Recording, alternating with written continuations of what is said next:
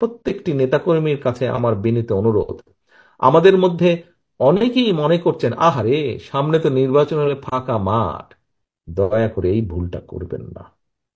দয়া করে এই ভুলটা করবেন না। যারা ভাবছেন যে সামনে তো ফাঁকা, বিশ্বাস করুন, সামনে একটি অসম্ভব শক্তিশালী অদৃশ্য দেওয়াল আপনার জন্য অপেক্ষা করছে, যেটি ভেদ করে যেতে খুব কষ্ট হবে। কাজে কেয়ারফুল, এখন থেকে সাবধান হতে হবে। 31 দফা নিয়ে যান, জনগণকে বোঝান, জনগণের আস্থা অর্জন করুন, জনগণের প্রত্যাশা পূরণের চেষ্টা করুন।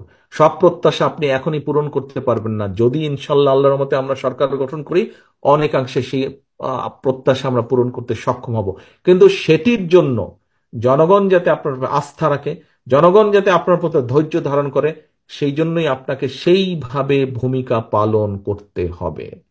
সহকর্মীবৃন্দ, আমি জানি আপনারা সকাল 10টা থেকে এখন পর্যন্ত এখানে বসে আছেন, লম্বা সময় বসে আছেন, অনেক বক্তব্য শুনেছেন, খুব বেশি ধৈর্য থাকছে না এখন। এই সন্ধ্যা সময় এসে ধৈর্য রাখা কঠিন হচ্ছে। বাট আমি যেই কথাগুলো বা যেই আহ্বানগুলো আপনার কাছে করছি, আজকে যদি একটু ধৈর্য সহকারে যদি আপনারা সেভাবে কর্মপন্থা না ঠিক করেন, সেভাবে যদি ধৈর্য ধারণ না করেন, ওই যে আমাদের এখানে একজন লয়ার একটু আগে প্রশ্ন করেছেন যে এই কেস কাচারিগুলো যেগুলো আছে কি হবে। সহকর্মীবৃন্দ, এমনও তো হতে পারে ইনকেস সেই স্বৈরাচার যে পড়ে গিয়েছে, পালিয়ে গিয়েছে, তারা তো বসে নেই, তারা তো ষড়যন্ত্র করছে। যদি তাদের ষড়যন্ত্র সফল হয়, আপনার এই কেস তো উঠবেই না, বরং এই কারো 10টা থাকলে ওই দ্বিগুণ হয়ে জ্যামিতিক হারে 20টা হয়ে যাবে।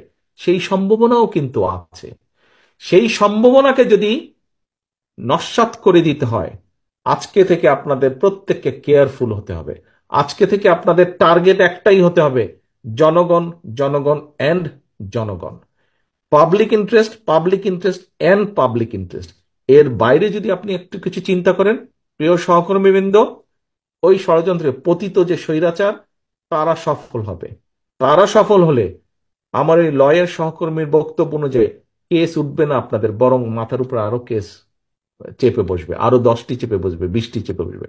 সহকর্মীবৃন্দ, আপনাদের নিজেকে যদি বাঁচাতে হয়, উপায় একটাই, জনগণের আস্থা অর্জন করা।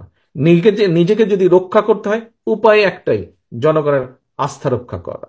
আস্থা রক্ষা করা, জনগণের আস্থা